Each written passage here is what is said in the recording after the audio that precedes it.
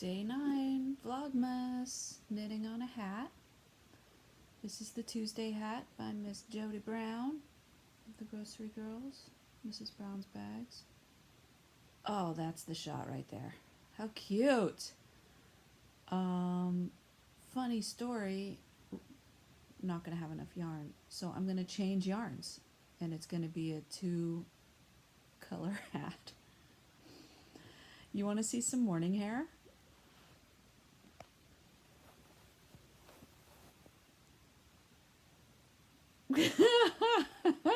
There she is. My morning hair. It's not that early either, but I have it.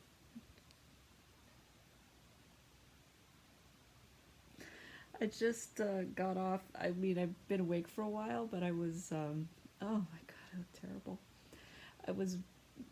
The Grocery Girls just did their morning podcast. They're live, and I was moderating it. It was a good time. And I just got a shout out, and they said, "Oh, Star's doing Vlogmas," and I wonder if anyone's going to come watch mine. Mm-hmm.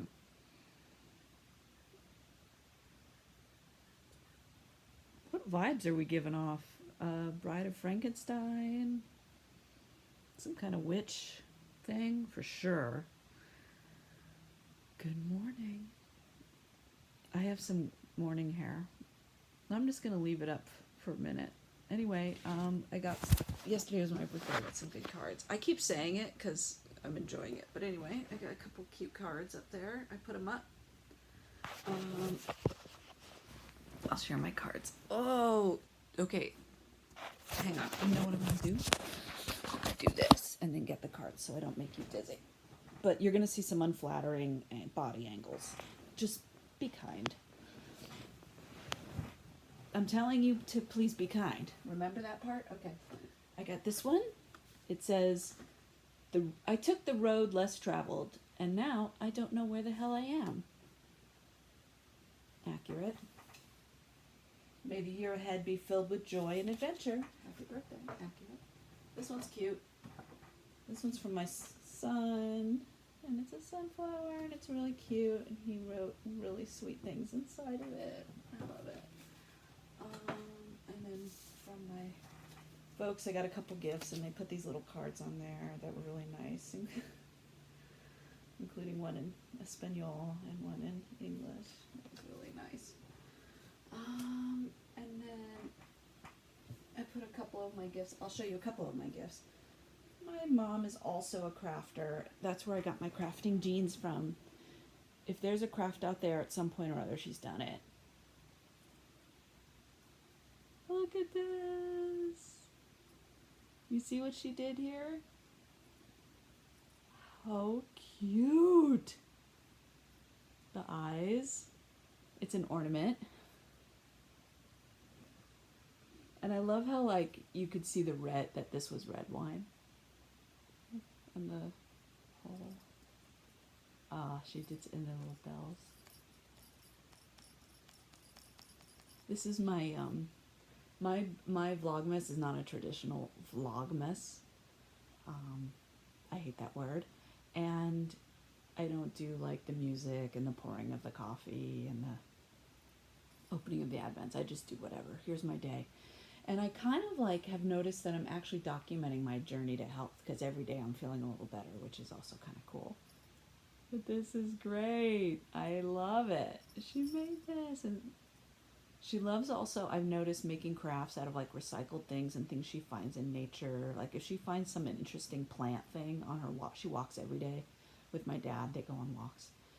If they find an interesting plant thing, like, she'll pick it up and incorporate it and do a craft. Okay, done with that. And then I got some interesting yarn, by the way. You're not, zooming in. Thanks. This is 3 Fates yarns. This is like a semi-local person. It's from Salem, which is, like, depending on how fast you drive, like an hour and a half outside of Portland. No repeats. Glitz sock, 75-25. So superwash merino nylon, 5% silver stellina. It's 100 grams, 438 yards. Boom. It's a glittery rainbow. No repeats. Awesome. Look at crazy lady. I'm vibing. You vibing with me? You basically will know right away if I'm your cup of tea. That's one thing I gotta say if you're checking me out for the first time. Okay, new to me yarn dyer. Guys, have you heard of this? I love it. Mosaic Moon. The label.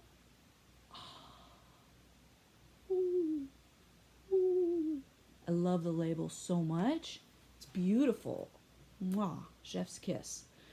Let's see what we know about Mosaic Moon. Also considered local from Ashland, Oregon, which is like one of those dreamy towns, coastal town. That's where they have a very famous Shakespeare festival there, in case you've heard of it and don't know why. This and my family splurge. This is like from my whole. This is from my family. Birch. Medium twist, MCN. 80% superwash merino, 10% cashmere, 10% nylon. Birch base. That's what both of these are. The colorway of this one is called Ming. The colorway of this one is called Barn Owl. Their sock weight, fingering weight.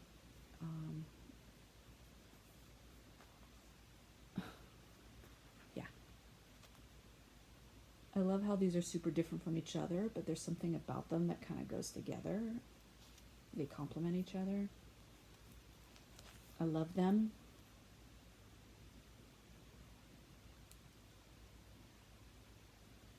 Maybe the light's more accurate back here.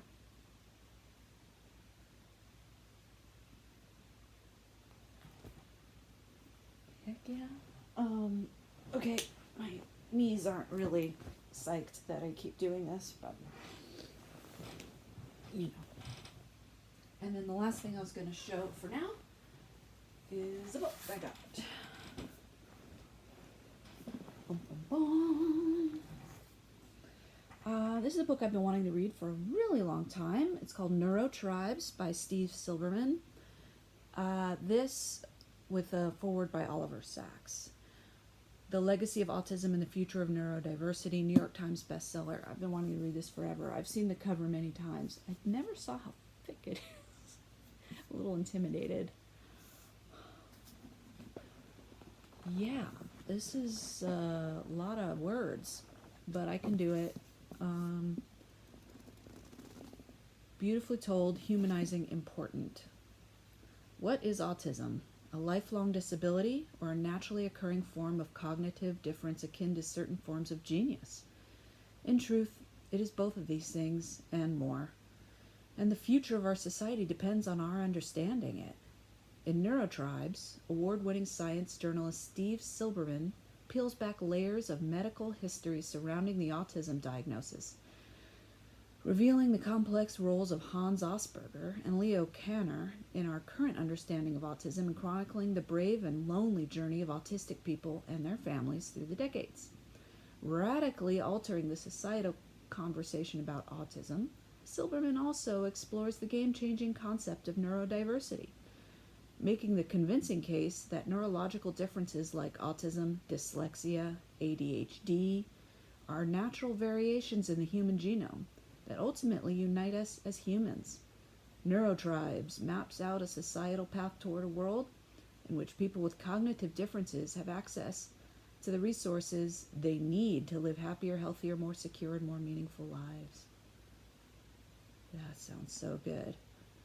Yeah, so in case you didn't know, I'm autistic, and the diagnosis formerly known as Asperger's, which now is known just as autism. And I always like to read a positive take on it, because I like to be a positive person, and I don't want to be seen as a burden or I don't like eugenics or, I always like to think of the positive ways I contribute to society, and I like to think about the positive ways autistic folks can be seen. And I didn't really plan on talking about autism right now, so I'm a little bit like tongue-tied. But yeah, there's like, it started out as there's somewhere in the spring there's an autism awareness month. I think it's March or April, and it's like awareness, and then it goes into autism acceptance month. Like, let's just accept it. But I'm here.